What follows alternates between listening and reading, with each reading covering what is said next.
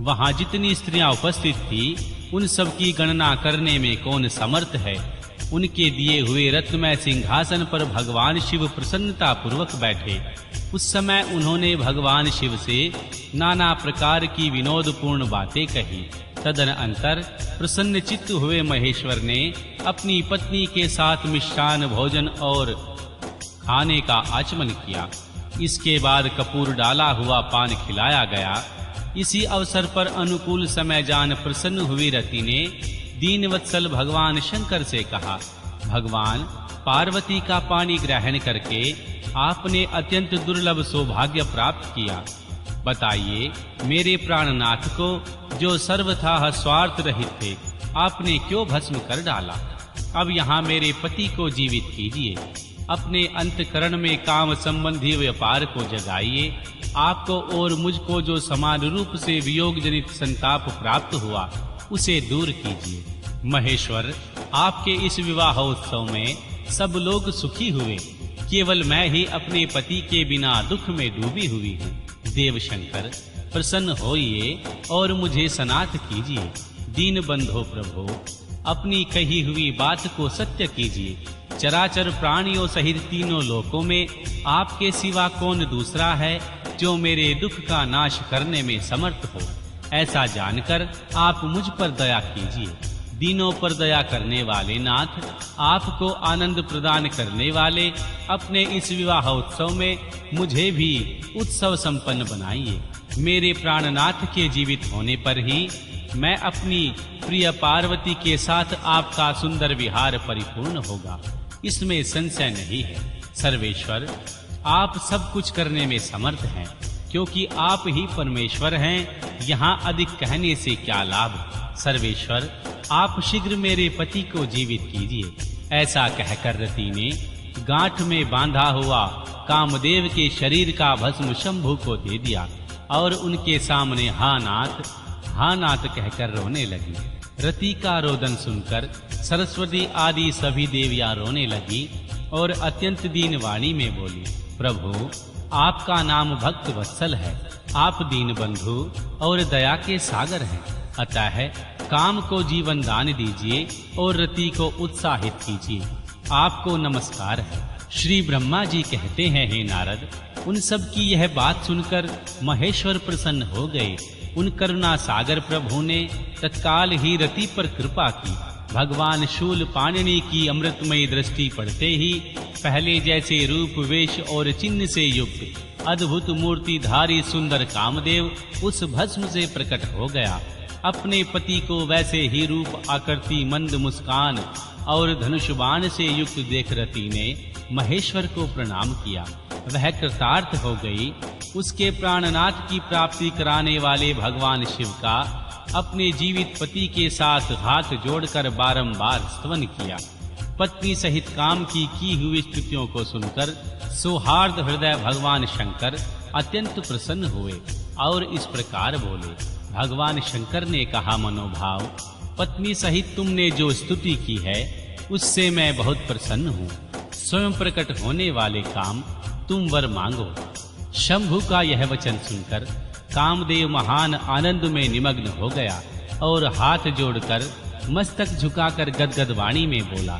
कामदेव ने कहा, देवादिदेव महादेव, करुणा सागर प्रभो, यदि आप मुझ पर प्रसन्न हैं तो मेरे लिए आनंददायक होइए। प्रभो, पूर्व काल में जो मैंने अपराध किया था उसे क्षमा कीजिए। स्वजनों के प्रति परम प्रेम और अपने चरणों की भक्ति दीजिए। कामदेव का यह वचन सुनकर परमेश्वर शिव प्रसन्न हो बोले, बहुत अच्छा। इसके बाद उन करुणानिधि ने हंसकर कहा, महामते कामदेव, मैं तुम पर प्रसन्न हूँ। तुम अपने मन से भय को निकाल दो, भगवान विष्णु के पास जाओ और इस घर से बाहर ही रहो। तदनंतर काम शिव जी को प्रणाम करके बाहर आ गया। विष्णु आदि देवताओं ने उसे आशीर्वाद दिया। इसके बाद भगवान शंकर ने उस वास भवन में पार्वती देवी को बाएं बिठाकर मिष्ठान भोजन कराया और मां पार्वती ने भी प्रसन्नता पूर्वक अपना मुंह मीठा किया। तदनंतर वहां लोकाचार का पालन करते हुए आवश्यक कृत्य करके मैना और हिमवान की आज्ञा ले भगवान शिव जनवासे में चले गए। मुने, उस समय महान उत्सव हुआ और वेद मंत्रों की ध्वनि होने लगी। लोग चारों प्रकार के बाजे बजा रहे थे। जनवासे में अपने स्थान पर पहुंचकर शिव ने लोकाचारवश मुनियों को प्रणाम किया, श्री हरि को और मुझे भी मस्तक झुकाया। फिर सब देवता आदि ने उनकी वंदना की। उस समय वहां जय जयकार, नमस्कार तथा समस्त विघ्नों का विनाश करने वाली शुभदायिनी वेद ध्वनि भी होने लगी। इसके बाद मैंने, भगवान विष्णु ने तथा देव इंद्र, ऋषि और सिद्ध आदि ने भगवान शंकर जी की स्तुति की। गिरिजा विनायक महेश्वर की स्तुति करके वेद, भगवान विष्णु आदि देवता प्रसन्नता पूर्वक उनकी यथोचित सेवा में लग गए। तत्पश्चात लीला पूर्वक शरीर धारण करने वाले महेश्वर शंभु ने उन सबको सम्मान दिया। फिर उन परमेश्वर की आज्ञा पाकर वे भगवान विष्णु आदि सब देवता अत्यंत प्रसन्न हो अपने अपने विश्राम स्थान को चले गए। अध्याय 49 व 51। रात को परम सुंदर सजे हुए वास गृह में शयन करके प्रातःकाल भगवान शिव का जनवासे में आगमन।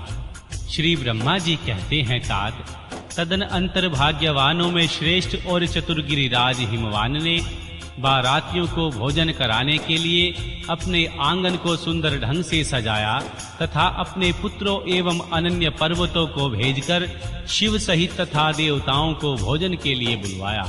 जब सब लोग आ गए तब उनको बड़े आदर के साथ उत्तमोत्तम भोज्य पदार्थों का भोजन कराया। भोजन के पश्चात हाथ मुंह धो कुल्ला करके श्री विष्णु आदि सब देवता विश्राम के लिए प्रसन्नता पूर्वक अपने अपने डेरे में चले गए। मैना की आज्ञा से साध्वी स्त्रियों ने भगवान शिव से भक्ति पूर्वक प्रार्थना करके उन्हें महान उत्सव से परिपूर्ण सुंदर वास भवन में ठहराया। मैना के दिए हुए मनोहर रत्न सिंहासन पर बैठाकर आनंदित हुए भगवान शंभु ने उस वास मंदिर का निरीक्षण किया। वह भवन प्रज्वलित हुए सैकड़ों रत्नमय प्रदीपों के कारण अद्भुत प्रभा से उद्भासित हो रहा था। वहां रत्नमय पात्र तथा रत्नों के ही कलश रखे गए थे। मोती और मणियों से सारा भवन जगमगा रहा था। रत्नमय दर्पण की शोभा से संपन्न तथा श्वेत चंवरों से अलंकृत था। मुक्त मणियों की सुंदर मालाओं बंदरवारों से आवेष्टित हुए उस वास भवन में बड़ा समृद्धिशाली दिखाई देता था। उसकी कहीं उपमा नहीं थी। वह महादिव्य, अति विचित्र, परम मनोहर तथा मन को आहार्द प्रदान करने वाला था। उनके फर्श पर नाना प्रकार की रचनाएं की गई थी। बेल बूटे निकाले गए थे। भगवान शिव के दिए हुए वर का ही महान एवं अनुपम प्रभाव दिखता हुआ वह शोभाशाली भवन शिवलोक के नाम से प्रसिद्ध किया गया था।